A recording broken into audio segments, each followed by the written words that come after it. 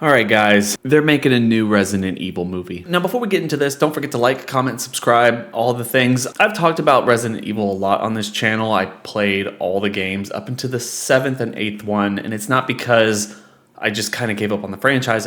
I have lost all time to play video games as a hobby, as well as, I've seen all the movies, the Netflix show, and pretty much all other mediums that could be explored for Resident Evil. So yeah, I'm not an expert on any of this per se, but I do know enough about the franchise to kind of know what I'm talking about. And I just have to say, having Zach Cregger come in to write and direct this movie is a really interesting choice. One, he is actually a decent director. Barbarian is a really fun movie if you've never seen it, and it definitely deserves a lot more appreciation than what it got when it initially released a couple years ago.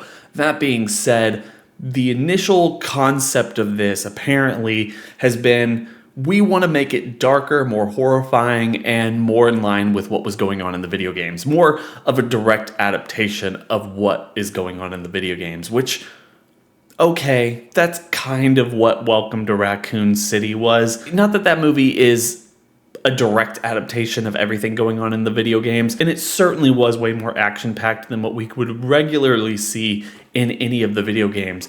That being said, the video games don't have the best of stories. I feel like if you were to come at this around the time where the first movies were being adapted, you would have gotten a different answer from me as well as a lot of people in the audience saying, hey, the video games shouldn't be touched. The story that they're trying to tell is amazing, and we need to adhere to it as closely as possible. And the problem with that is that's not really the case, especially the first 3 games, while interesting, didn't have the most coherent storyline. Now, I can imagine this new movie being a loose adaptation of Resident Evil 4, or maybe even Resident Evil 7 or 8, kind of bringing it back to its horror roots, but doing something a little bit different than what we've seen in the initial 7 films that have been produced for this franchise. That would be interesting. But just in general, going back all the way to the basics and adapting the very first game into a movie, we've seen it done. We've seen it done twice now. I mean, kind of. Welcome to Racoon City had a lot of elements from the very first game, while the first Resident Evil was kind of a prequel to the events of the first game, as well as something that kind of planted its flag down and built its own direction going forward. Now, at least at the time of recording this, we don't have a whole lot of ideas of what this is going to be. We know that Zach Cregger is probably going to come in and do a more horror-centric story, and whether that's an adaptation of the first game or the 4th game or the 7th game or any other game in the entire franchise, we're not sure. But we can expect maybe less of an action-based concept and more of a, we're doing a straight horror movie, which would probably make it about as cheap as the original film. I think that's where they would be looking for. Something a little bit cheaper, more developed around atmosphere, not just guns blazing and figuring out all of these different things that you can use with the T-virus. I can imagine that's their direction here. That being said, since we don't know a whole lot about what this is going to be, I'm going to throw in some of my thoughts in the past about the continuation of the franchise and why I feel like they need to bring back Alice. I know a lot of people don't like her, but I think she was an interesting protagonist, and at least it was interesting enough for me to say, hey, I want to see that story continue. Will that happen? Probably not, but one can dream. For those of you who aren't aware, Netflix did a show about Resident Evil just a couple of years ago that they immediately canceled, and I can understand why. It was not good. It was actually really terrible. Outside the games or comic books or anything else like that, like on a live action format, something that I wish they could get right, or at the very least, bring it back to the old glory days of live action Resident Evil content. I will always defend those initial movies from Paul W.S. Anderson and Milla Jovovich, because I think they're good, especially the very first one. Now, you can think that the second one is campy, and it is, but it works for me. The third one, for a lot of people, is the best, and it certainly has the best beginning of all 6 of them. And then it's kind of a mixed bag from there. The last 3 are incredibly campy. I think it kind of makes the second film kind of feel like a little bit of a masterpiece in comparison. But I've always loved these films. I will always defend them, and I think a lot of people are way too hard on them. So when it comes to Netflix and their attempts to recreate the Resident Evil brand, or at least revitalize it for a new audience. One of the things that came out in 2019 that kind of struck me, and I don't remember if y'all saw this and like whether or not you had any reaction to it or anything, but the idea that Deadline, at least back then, was reporting that the loose plan of the series was to continue from the Resident Evil films. Reportedly, the Netflix show was going to be a post-apocalyptic adventure set in the same world as the Jovovich action movie outings, which were both expanding the story and possibly leaving the door open for Alice to appear. This didn't actually end up happening. The idea of the franchise kind of continuing with Jovovich, especially in the wake of 2019, was not anyone's real cup of tea.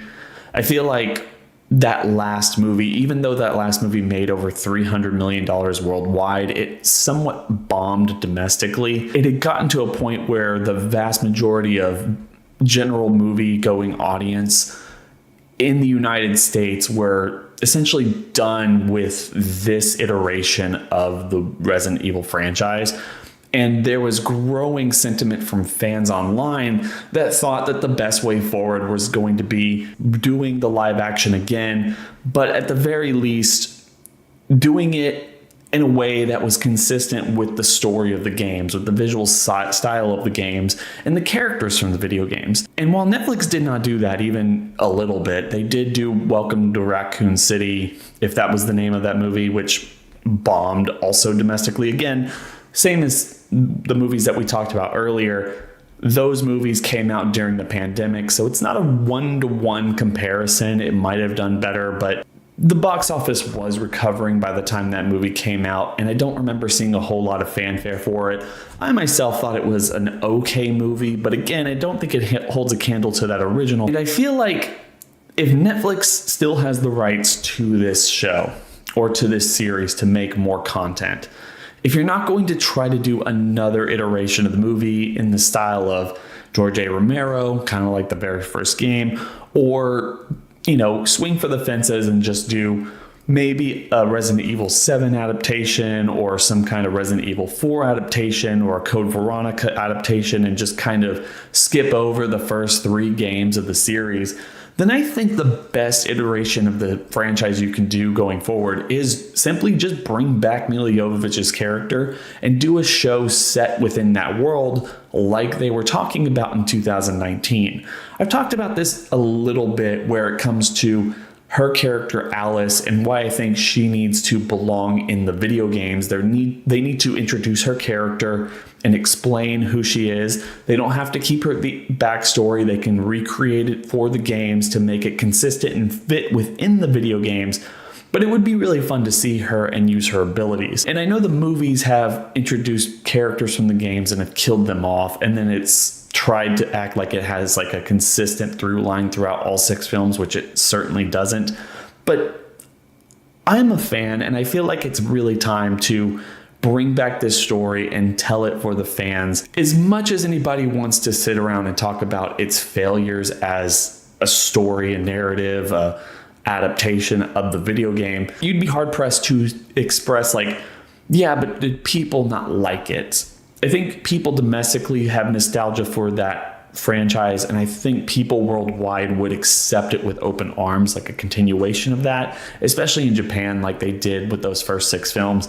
And it could operate as a decent success for Netflix or any other streaming service that gets their hands in it. I just think that they're not probably going to adapt more stuff in the world of the Paul W.S. Anderson Resident Evil franchise, and they're going to continue to try to mine the stuff from the video games and do stuff in relation to those games and a live action franchise. They're going to try to adapt 4 or 7 or 8 or Code Veronica or something before they do anything like go back to the well with what worked before and what worked for decades. Especially to me, when we're getting into a point where there's a possibility for nostalgia to hit, because these movies are like 20 years old, and I know they haven't been gone for that long, but I think at this point it's probably been like 6, 7, 8 years since we've gotten a movie with Jovovich.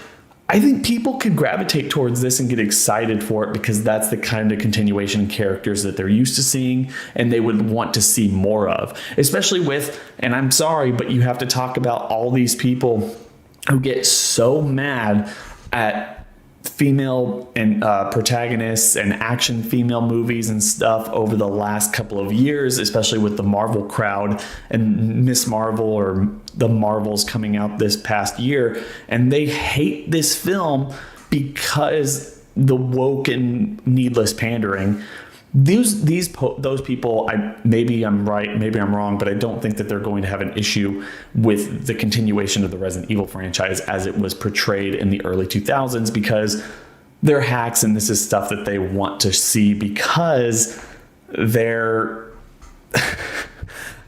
I don't want to get into too much of this, but I think those people are hacks. I think they're grifters, and I feel like they wouldn't have a problem with this because it's nostalgic for them and it isn't really a money-making situation, so they're going to let it pass. I don't know. That to me, that's just my personal opinion. The point being that I think the Resident Evil franchise deserves some kind of continuation and some real legitimate continuation that people can really get behind.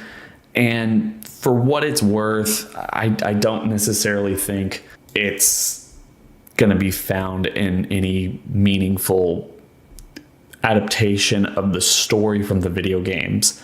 If anything, it's going to be found in the nostalgia that people can bring to the series based off their interactions with the movie, because I think people like me, those people probably were introduced to the video games more so through the movies than the video games themselves, because they were probably my age when the video games came out and too young to play a mature game, but just in the right cusp of being able to see the first movie when it came out and continuing those movies, taking the love for that movie or the admiration for it at the very least, and translating into, well, now I want to play the very first game and I got to play the sequel and this and this. And then 4 came out and then it was just like you couldn't stop playing Resident Evil and you wanted to see more and more of it. The people who played the games first, I think, are few and far between because the movie is just more easily accessible